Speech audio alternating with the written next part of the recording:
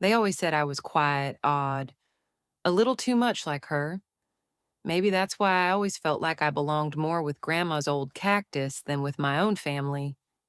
The cactus sat on my kitchen windowsill, its spines catching the morning light, the way some people catch glances and never let them go.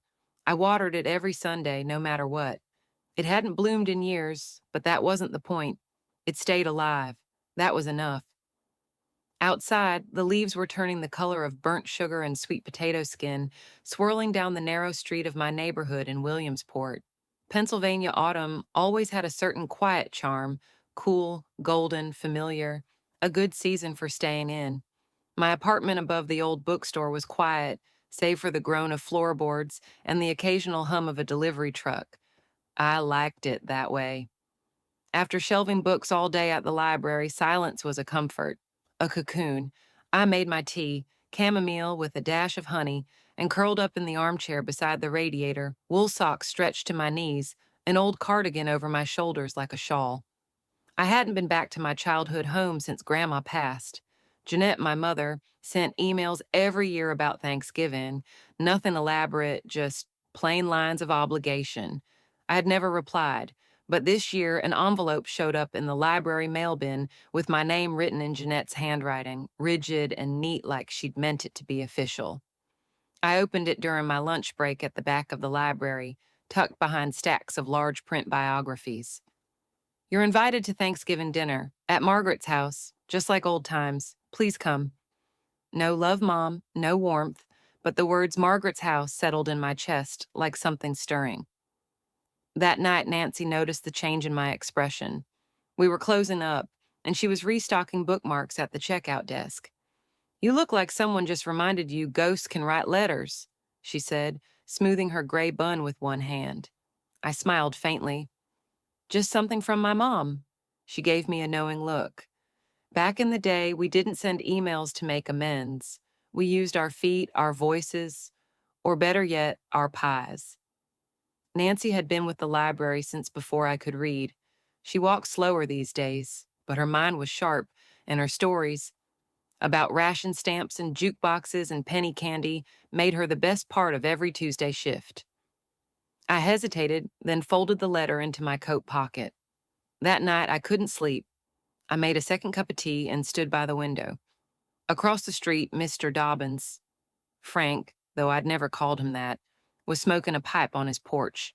He waved, as he always did. I raised my mug and waved back. The apartment was too quiet to hold my thoughts. I walked over to the little bookshelf beside my bed, reaching for a photo tucked into the spine of an old novel. It was faded and soft around the edges. In it, I sat on Grandma Margaret's lap, her arms wrapped around me like a shawl, her eyes bright behind wire-frame glasses. Behind us, in the corner of the photo, barely visible, was the old wooden chest she kept at the foot of her bed. I used to sit on it while she brushed my hair. She'd tell me that chest had traveled with her from New Jersey when she first got married, and it held the kinds of memories that weren't always meant to be shared. Once, I asked if I could look inside, and she said, "Not until you're old enough to know what to do with a memory." I hadn't thought of that chest in years. The next morning, the letter still lay on my kitchen table. I drank my tea slowly, as if steeping myself in the idea of going. The thought of that house, of the creak in the hallway floor, and the smell of cinnamon baked into the walls, it tugged at me in a way I wasn't used to anymore. I packed light, just enough for 2 nights. I left the cactus in the window with a sticky note that said, "Don't give up," mostly for me, I think. When I arrived at the bus depot, the wind had picked up. My scarf whipped around as I waited, and when I stepped on board, the driver, a woman with silver hair and a peppermint in her mouth, gave me a soft morning sugar. It was the first warm thing anyone had said to me in weeks. The ride took 2 hours through hills of rust-colored trees and towns with names I barely remembered from field trips. I tried to read, but my eyes kept drifting back to the letter. Not the words themselves, but the handwriting. It was Jeanette's, but it looked like she had been trying to remember how to be personal and failing. As we pulled into town, I felt a knot rise in my stomach. It wasn't fear, it was the weight of not knowing what I was walking into. The cab ride from the station was short. When we turned onto Maple Street, I saw the house before I saw anything else. Still white, still with the black shutters and porch swing, still with the weeping willow in the front yard. The swing moved slightly in the wind, though no one sat in it. I stepped out of the cab and breathed deep. The air smelled like frost and chimney smoke. The driveway was empty. I knocked once, then let myself in. No one had ever locked that door. The hallway was dim. Dust clung to picture frames. The kitchen light was on, and I could hear muffled voices. I didn't step in. Not yet. I set my bag by the coat rack, and for some reason my feet took me up the stairs instead. My old room smelled like cedar and something faintly floral. The bed was still made with the quilt Grandma had sewn, blue and green patches like ocean and grass. The window overlooked the backyard where the garden used to be, and in the corner near the radiator stood the chest. It looked smaller now somehow. The brass handle was tarnished. The lock was still intact. I didn't try to open it. I just sat beside it on the floor, my hand resting gently on the lid. She had once told me that memories weren't for keeping. They were for sharing when the moment was right. I didn't know if this was the moment, but I knew I was ready to listen. She gently folds a photo of her and Grandma into her purse, pausing at the side of the old chest in the background.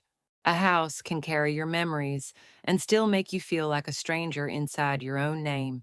The front hallway smelled the same, pine floor polish and the faintest echo of cinnamon, like ghosts of every pie Grandma ever baked. But something had shifted. Maybe it was the silence or the absence of her humming. I made my way toward the kitchen slowly, each step creaking under my weight as if the house was protesting my return. Through the archway, I caught sight of Delilah, radiant as ever, standing near the fireplace with a glass of wine in hand. Her heels clicked on the hardwood. Her dress was the kind of dark green that cost more than my entire travel budget, and her smile widened just enough when she saw me. Well, if it isn't the reclusive sister, she said, wrapping one arm around my shoulder in a loose half hug that smelled like designer perfume and ginger. Hello, Delilah. She pulled away quickly, scanning me top to bottom with that familiar evaluative glance. You came solo, of course. Of course, I answered, folding my coat over my arm. Jeanette emerged from the dining room, her earrings swinging gently. She gave me a restrained smile and touched my elbow briefly. Glad you could make it, Clarice. Arnold stood behind her, already pouring red wine into oversized glasses. He nodded, but didn't speak. The table was set perfectly, as always. Gold-rimmed china, linen napkins folded like swans, candlesticks that hadn't seen wax melt in years. The turkey sat proudly in the center, browned and glistening, flanked by sweet potato casserole, green beans with slivered almonds, stuffing with apples and sage, and Jeanette's pumpkin pie waiting patiently at the end of the buffet. The others began arriving shortly after. Uncle Harold made a beeline for the wine. Aunt May adjusted her brooch 3 times before sitting. They both clucked greetings, peppering Delilah with questions about her latest magazine feature, her Manhattan apartment, and some influencer event she'd hosted on a rooftop. No one asked me anything. I sat down near the end of the table opposite the wall that used to hold Grandma's portrait. It had been replaced with abstract art, orange and teal splotches. A painting, they said, but it had no face, no eyes watching over us. Dinner began with Arnold raising his glass. To family, he said. To success, Aunt May added, lifting hers toward Delilah. Delilah giggled, tossing her hair. Well, it's been a good year. My skincare line just got picked up by a major retailer. Applause rippled around the table. I reached for the gravy boat. Uncle Harold turned toward me between bites. Still single, Clarice? He asked, grinning through a mouthful of stuffing. I smiled politely. Yes, Uncle. Guess books make better company, huh? He laughed, nudging Arnold. Jeanette sipped her wine without looking at me.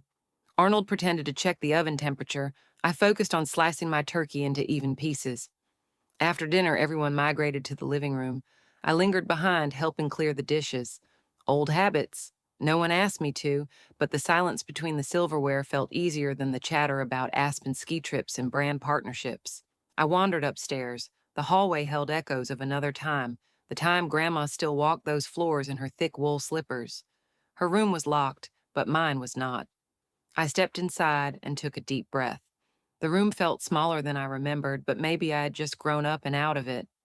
The bookshelf still leaned slightly to the right, The quilt she made for me, squares of flannel shirts and old dresses, was folded at the foot of the bed.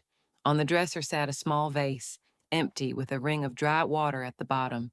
Drawn by something I couldn't name, I crept up the narrow stairs to the attic. The air changed immediately.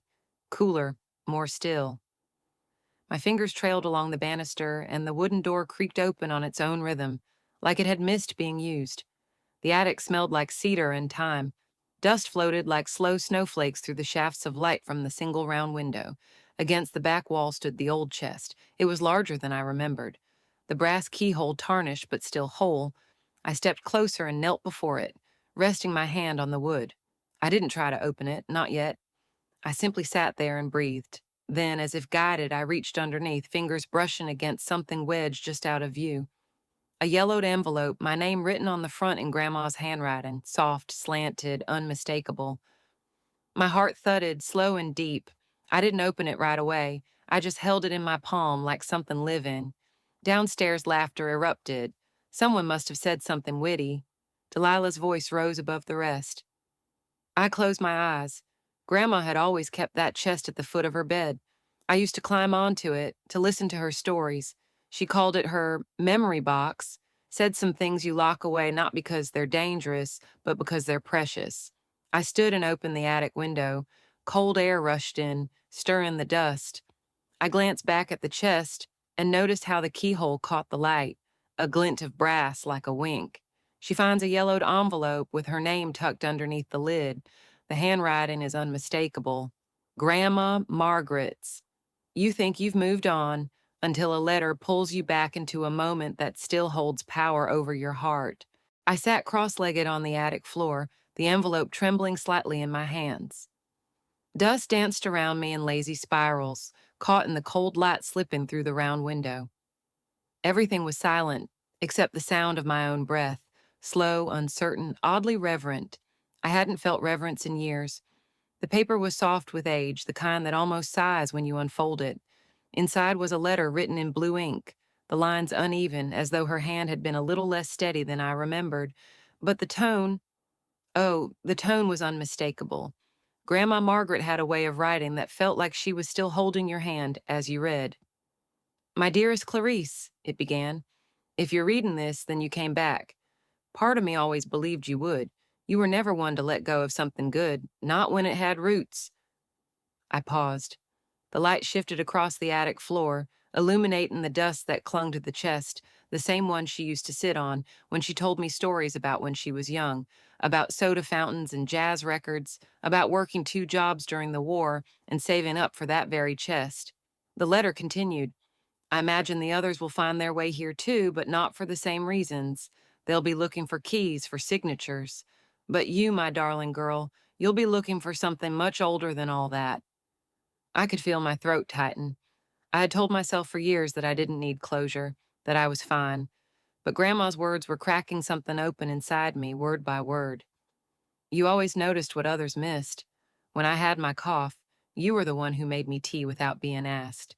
When I forgot the sugar in the pie, you didn't tell anyone. You just smiled and ate it anyway. That little act of yours stayed with me longer than any bouquet Delilah ever brought. A sudden wave of memory crashed over me, the feel of her hands combing through my hair, the smell of lemon balm on her apron, the way she hummed while baking, a tune with no name. My eyes stung. Near the bottom of the letter, her writing grew smaller. You'll find what matters in the place I tended every morning until my knees gave out, the fern I never let anyone touch. I hid a key there not to hide something from others, but to lead you to it when the time was right. You'll know what to do. The potted fern. My fingers moved instinctively, reaching across the attic floor to a cracked terracotta pot near the chest. The plant inside was long dead, but the soil was dry and loose. I dug gently, not daring to rush, and there it was, a tiny brass key, smooth and cold. I held it for a moment, letting it rest in my palm. The weight of it felt heavier than metal, like it had waited, like it remembered. The chest creaked softly as I slid the key into the lock. It didn't resist. The lid lifted slowly, revealing a quilted interior lined with pale blue satin, slightly faded. On top lay a pendant, delicate, gold, engraved with my initials in looping script. I hadn't seen it since I was a child. I had thought it lost. Beneath it was another envelope, thicker this time, marked, "For the day truth is needed." I didn't open it yet. Underneath the envelope were a stack of photographs, most of them black and white, but some in faded color. Grandma and I at the fair, me holding a balloon almost the size of my head, a snapshot of me asleep on her shoulder, and one I had never seen before. Grandma, standing beside a lawyer's office, holding an envelope, her arm linked with a man I didn't recognize. I turned it over, in her handwriting, day I filed the amendment. My heart began to race. I set the photos aside and lifted the envelope. I could see the edge of legal paper peeking out. The attic felt smaller now, the air heavier. This wasn't just memory, this was changed. A soft knock startled me.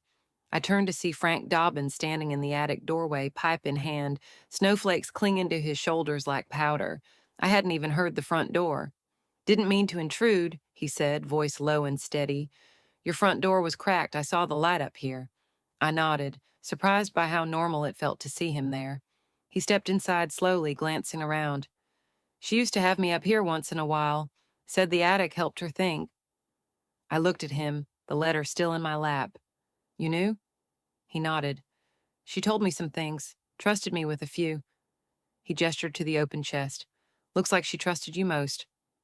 I didn't reply. I didn't need to. We sat in silence for a while, the kind that only comes with age or grief, or both. Then Frank stood and tipped his hat gently. "I'll let you be," he said. "But if you ever want company, my porch light is always on." He left without another word, and I listened to the soft creak of the steps as he disappeared below. I stayed there, surrounded by letters and lavender-scented paper and the quiet hum of a house that was finally speaking. Margaret's closing words echoed, "You are the keeper of what mattered." Margaret's closing words echo, "You are the keeper of what mattered." It didn't feel like winning. It felt like holding something too sacred to be shouted about. The sun hadn't fully risen when I came downstairs, the house still wrapped in shadows and silence.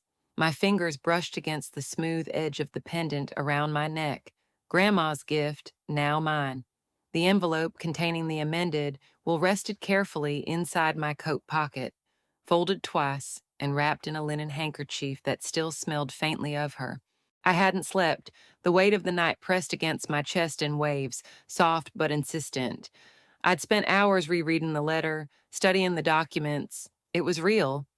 Her handwriting, the notarized seal, the phrasing that sounded exactly like her, plain, kind, unmistakably firm. I heard footsteps in the kitchen and the rattle of a spoon against ceramic. Jeanette. I walked in slowly. She was stirring sugar into her coffee, dressed in a thick robe, eyes puffy but alert. "You're up early," she said without turning around. "So are you." She finally looked at me, her eyes scanning the pendant. I saw the brief flicker of recognition, then dismissal. "There's coffee," she said, nodding toward the pot. "I'm not here for coffee." She froze, spoon midair. "I need everyone in the sitting room," I said. "Now, please." Delilah was the last to come in, her silk robe tied with more drama than function, phone in one hand. Arnold stood awkwardly near the fireplace, still in slippers. Jeanette sat stiffly on the edge of the armchair, arms crossed. No one spoke. I stood near the old piano, the envelope held gently in both hands. My voice didn't waver. I had made peace with what I was about to say long before I said it. "I found something last night," I began. "Something Grandma left for me." Delilah snorted softly. Of course she did. Jeanette shot her a glance, but said nothing. It was in the attic, locked inside her old chest. I reached into my coat and withdrew the envelope. A letter, and a legal amendment to her will. Arnold stirred. "Amendment?" I nodded. "She changed the beneficiary. She left the house to me." Silence, then laughter, dry, quick, sharp. "You expect us to believe that?" Delilah said, stepping forward. "That she just rewrote everything and didn't tell anyone?" "She told Frank." That stopped her. "Frank?" Jeanette repeated, blinking. "The neighbor?" "Yes, he helped her with errands, drove her to the notary. She trusted him. He was with her when she filed it." Delilah scoffed. That man barely speaks. As if summoned, there was a soft knock at the front door. I opened it. Frank stood on the porch, his hands folded neatly in front of him, hat tucked under one arm. Snowflakes clung to the shoulders of his coat. "Morning," he said with a small nod. "Come in," I said. Frank stepped inside, his presence oddly grounding. He removed a folded paper from his jacket and handed it to Arnold. Notarized copy, filed with county records. Margaret signed it herself. I was there. Arnold took it, staring at the signature. Delilah stood motionless. She never said anything. "She didn't owe you that," I said, voice soft but firm. "Not after the way you treated her." Jeanette rose to her feet. "Now wait just a moment." "No," I interrupted, finally raising my voice. "You don't get to rewrite who she loved more. I wasn't flashy, I wasn't successful by your standards, but I was here. I listened. I cared." Delilah's eyes narrowed. "You were always the quiet one, always lurking in corners, writing in your little notebooks." I met her gaze evenly. "And you were always performing." A long silence followed. Even the old clock on the mantel seemed to hold its breath. Frank cleared his throat. "Margaret asked me not to get involved unless she couldn't speak for herself anymore. Well, she can't." Jeanette's voice trembled. This doesn't change everything, does it?" I looked around the room where I'd once decorated cookies with Grandma, where I'd read aloud to her when her eyes were tired, the room where year after year I'd been overlooked in favor of sparkle and applause. "It changes enough," I said. Delilah stepped forward, arms crossed. "You want the house? Fine, take it. Just don't act like you earned it." I reached into my pocket and retrieved Grandma's pendant again, holding it up. "She gave me this when I was 6, I said. "Told me one day it would come back to me when I needed it most. She didn't hand things out lightly." Delilah stared at it like it burned. I turned to Arnold. "You once told me I'd never understand family dynamics. Maybe that's true, but I understand love when it's quiet, when it's real." He looked away. I slipped the envelope back into my coat and nodded at Frank. He gave me a small smile, then quietly took his leave. As I stepped into the hallway, I heard Delilah's voice behind me, cold and sharp. This was never about love. It was always about control. I paused, then turned halfway. "You already had everything," I said, calm as glass. "This was never about the house." Arnold finally speaks. "Maybe we've been looking at the wrong daughter all this time." I didn't inherit a house. I returned to a space where love had waited quietly for me to come back. The rooms were still and hollow when I moved in, but not empty. The kind of stillness that waits, not lingers. Dust clung to windowsills and the tops of picture frames, and the faint scent of lavender and cedar whispered out from drawers as I opened them. I started in the kitchen, because that's where life always begins, in a home. The linoleum floors were the same from my childhood, now dulled with time and use. I scrubbed until the yellow returned to something closer to lemon. The pantry had boxes of tea that expired before Margaret passed, but I kept the tins. They smelled like her. I found her apron folded neatly in the drawer beside the stove. I hung it on the wall. It didn't need to be worn to still do its work. The first person to knock was Nancy. She brought a basket of shortbread cookies and a thermos of black tea, no sugar, just how she liked it. Her eyes scanned the walls, the stove, the wide sink. "This house used to smell like bacon," she said, setting the basket down. "It will again," I replied, then added, "eventually." We sat at the kitchen table, the old one with the peeling edge, and she reached across to pat my hand. "You know, your grandmother once told me that stillness isn't loneliness. It's just waiting for the right voice to fill it." I smiled. "She said that to me too, about the attic." Nancy nodded. "Well, she's still here, not just in the attic or the letters, but in how the walls breathe. You'll hear it once the radiators stop clanking." After she left, I opened all the curtains in the house, let the light in. I cleaned the windows until the glass shone, even if the view was just the same willow tree and quiet street. Then I turned on the radio, classical, something slow, and started in on the living room. That's when the neighbors began to come. Mrs. Adler from across the street brought a jade plant in a blue pot and a folded recipe for apple butter. "Your grandmother gave me this 20 years ago," she said, kissing my cheek. She said if you ever came back, I was to teach you how to make it.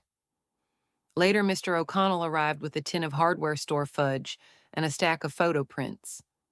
She helped me catalog these before she passed, he said, handing me a picture of Margaret at the town parade, waving a flag, cheeks pink from the sun.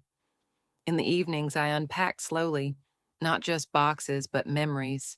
The way Grandma folded socks, the old letters from my grandfather tucked into her Bible, the slight dip in the mattress where she used to sit and read. I kept the chest in the sunroom. I didn't close it, I left it open, so the scent of the letters and lavender sachets could drift through the room. I wanted it to breathe. One week after I moved in, I hosted a small tea. I didn't call it a party, just a gathering. A warm fire, soft jazz on the stereo, a few chairs in the living room. Nancy came, of course. So did Mrs. Adler, Mr. O'Connell, and two of the librarians who had always meant more to me than I let on. Everyone brought something: ginger cookies, knit mittens, stories. We sat around the living room and talked about Margaret, how she used to hum while she peeled apples, how she once sewed a wedding dress in 4 days for a neighbor's daughter, how she never threw away a jar because you never know what you'll need to hold. I laughed more that afternoon than I had in years. It wasn't loud laughter, but the kind that sits deep in your chest, real, solid. Later that night, I sat by the front window with a cup of peppermint tea. The snow had started falling again, soft and slow. I noticed the porch lantern had burned out, so I stepped outside to replace the bulb. As I did, I saw the mail flag raised on the box. Inside was a plain envelope, no return address, but the handwriting was familiar. Delilah. I opened it slowly. I'm not ready to talk, it read, but I see now that maybe I missed something real. I don't know what to say yet, but I'm thinking of you. There was no signature, just her name in soft pencil at the bottom. I didn't cry. I didn't smile either. I just folded the letter and placed it beside the kettle, like it belonged in a house that still made room for possibility. The next morning, I returned to the sunroom. The light poured through the lace curtains, catching the dust in golden threads. I opened Margaret's Bible, still lying on the little table near the rocking chair. Tucked in the back, behind the book of Psalms, was one final note. Keep the door open, but don't let it swallow your light. I read it twice, then I stood, walked to the porch, and reached up to screw in the new light bulb. Clarice lights the front porch lantern as snow starts falling again. Some things are best said without expecting a reply. Just so the silence won't be the only thing speaking, the paper I chose came from the drawer beside Grandma's bed, thick with a slight texture, the kind that felt like it wanted to be taken seriously. I smoothed it flat against the dining table and sat with pen in hand, staring at the blank space for a long time before the first word came. Dear Jeanette, Delilah, and Arnold, I forgive you. Not because everything is okay now, and not because I've forgotten, but because I no longer wish to carry the weight of your silence, your judgment, your absence. I forgive you for not knowing who I was, for not wanting to learn. I forgive you for the years you chose to overlook me in favor of shinier things. I stopped writing. I folded the paper once, then unfolded it again. Something about the crease made it real.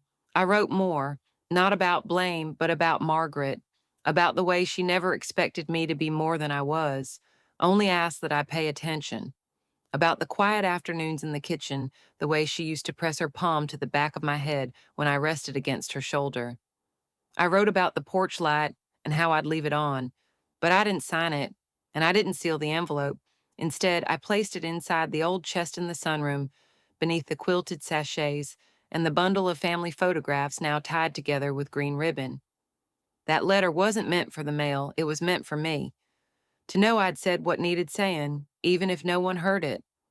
Later that afternoon, I began preparing dinner. Nothing grand, just a roast chicken, mashed sweet potatoes, green beans sautéed with garlic, and Margaret's cranberry orange bread from her recipe card.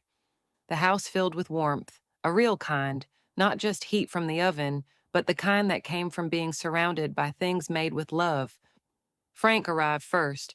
He brought cider and his usual quiet comfort. Nancy followed with a bowl of pickled beets and a ribbon in her hair shaped like a snowflake. Mrs. Adler came with her famous lemon squares, and Mr. O'Connell brought a faded Polaroid of Margaret in her garden, framed in wood he said he'd carved himself. The living room hummed with the kind of conversation that didn't need to be loud to be full. People passed dishes, shared stories, laughed gently at half remembered memories. Someone found an old Bing Crosby record, and we played White Christmas as the sun dipped below the trees outside. At one point, I glanced toward the front window and noticed someone standing in the yard. Delilah. She was bundled in a thick coat, scarf pulled high over her chin, hair tucked beneath a wool hat. She didn't come to the door, she didn't wave. She just stood there, staring at the porch light, the same one she used to mock for being too cottagecore, too sentimental. Now, she stood in its glow, like she wasn't sure she was allowed to step closer. I didn't move. I didn't call out. She watched for a moment longer, then slowly turned and walked back toward the sidewalk.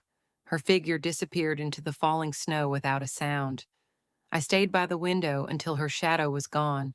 Then I turned to the chest in the sunroom, touched the lid gently, and whispered, "Thank you."